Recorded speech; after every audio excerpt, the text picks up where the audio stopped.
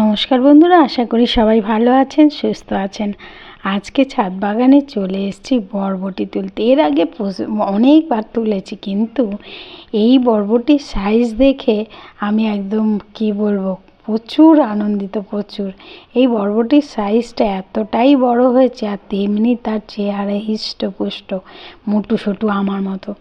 এই দেখুন বরবটি মানে আমার পুরো হাত ছাড়িয়ে গেছে, কাঁধ ছাড়িয়ে গেছে। দেখুন পুরো এত বড় বরবটি। তারপরে আবার আমি যখন সব তোলার পরে আমার নিচের তলায় এসে ঘরে এসে মাপলাম ফিতে দিয়ে, তখনও তাই সেটা দেখাচ্ছে 24 ইঞ্চি। সেটা আমি ভিডিও করেছি, পরে দেখাচ্ছি।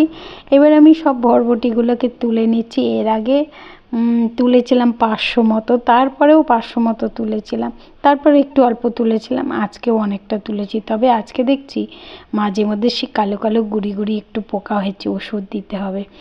বন্ধুরা দেখুন, ছোট ছোট টবে আমি এই চাষ করেছি, ছোট্ট এই বালতিতে, যে এই রকম, কিন্তু তাতেও কত ফলন। খালি কিছুই করতে হবে না, একটু যত্ন সহকারে এগুলোকে দেখাশোনা করতে হবে। এই যে সব বরবটি তুলে নিচ্ছি, নেওয়ার পর তারপরে মেপে আমি দেখাবো কত বড় বড় বরবটিটা ছিল, আর তেমনি তার চেহারা। বরবটিগুলো আমার সব তোলা হয়ে গেছে। এইবারে ছাদ বাগান থেকে ছোট ছোট বেগুন তুলে নিচ্ছি। এটা শীতের সময় বেশ বড় হয়, কিন্তু যেহেতু এখন সিজন না, সেই জন্য এই ছোট ছোট বেগুনগুলো তুলে নিচ্ছি। তার কারণ এগুলো দিয়ে তরকারি হবে, ভাজা টাজা হবে না। তাই হোক, বেগুনের এখন অনেক দাম, কিনতে তো হচ্ছে না। এইভাবে আমি বেগুনগুলোকেও সব কটা তুলে নিয়েছি। তুলে নেওয়ার পর তারপরে এইবারে এই যে এটা পোকা হয়ে গেছে, বাবারে বাবা, পোকার তো ওদের একদম অবারিত। যখনই সুযোগ পাবে ব্যাস ঢুকে পড়লো বেগুনের মধ্যে, সবজির মধ্যে। সবই এই যে সাদা বেগুন, কালো বেগুন, বেগুনের দানা থেকে এত বেগুনের গাছ হয়েছিল, আমি সব উপড়ে ফেলে দিয়েছি। এইবারে দেখুন ছাদ বাগানে এত সুন্দর পাট শাক হয়, আর এই ওপর থেকেই পাট শাক দেখতে এত ভালো লাগে, কি বলবো, একদম সবুজ, মানে একটুকু ফেড হয়নি, এত সবুজ। আর চকচক করে পাতাগুলো, এক একটা পাতা কি চওড়া চওড়া পাতা, মানে একদম মনে হচ্ছে যেন প্রোটিনে ভর্তি। আর অনেকগুলো তুলে নিয়েছি, আজকে দুজনকে দেব, আমার এক বান্ধবীকে দেব আর আমার এক দিদিকে দেব। সেই জন্য অনেকটাই তুলবো। তাদেরকে বলেও এসেছি আজকে তোমাদেরকে পাট শাক দিয়ে যাবো গো, তোমরা আর অন্য কিছু রান্না করো না, মাছ মাংস সব বাদ দিয়ে শুধু পাট শাক খাও। সব পাট শাক তুলে নিলাম। আর তুলে নিয়েছিলাম শশাটা তোলাটা ভিডিওটা কিভাবে মিসিং হয়েছে আমি জানি না।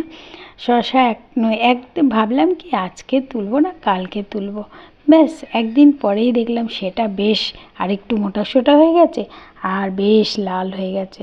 আবার কেউ কেউ কুঁকড়ে একটু ছোট্ট হয়ে গেছে। ছাদ বাগান বা বাগানের গাছের ফল সব একরকম কখনোই হয় না, তাই কোনোটা ছোট, কোনোটা বড়, কোনোটা বেঁকা, কোনোটা সোজা, এটা হতেই হবে, প্রত্যেকটা গাছেই হয়।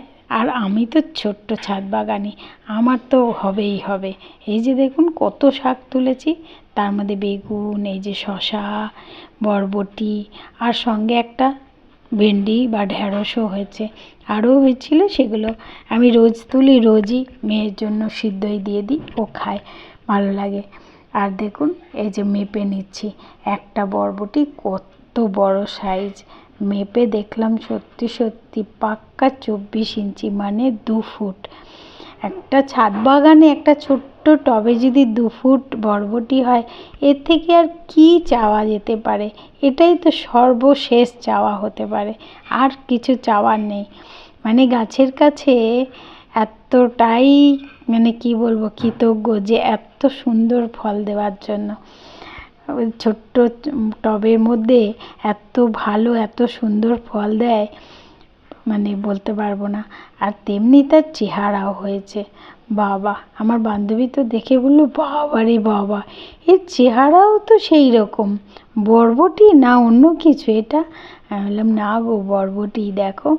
বলে ওকে বরবটি দিলাম, শশা দিলাম, বেগুন দিলাম, পাট শাক দিলাম, আর এক দিদিকে দিয়েছিলাম শুধু পাট শাক, কারণ সবাইকে একসঙ্গে অল্প সবজি সবাইকে দেয়া যায় না, মানে একসঙ্গে তো সব সবজি ওঠে না, অল্প অল্প করে ওঠে।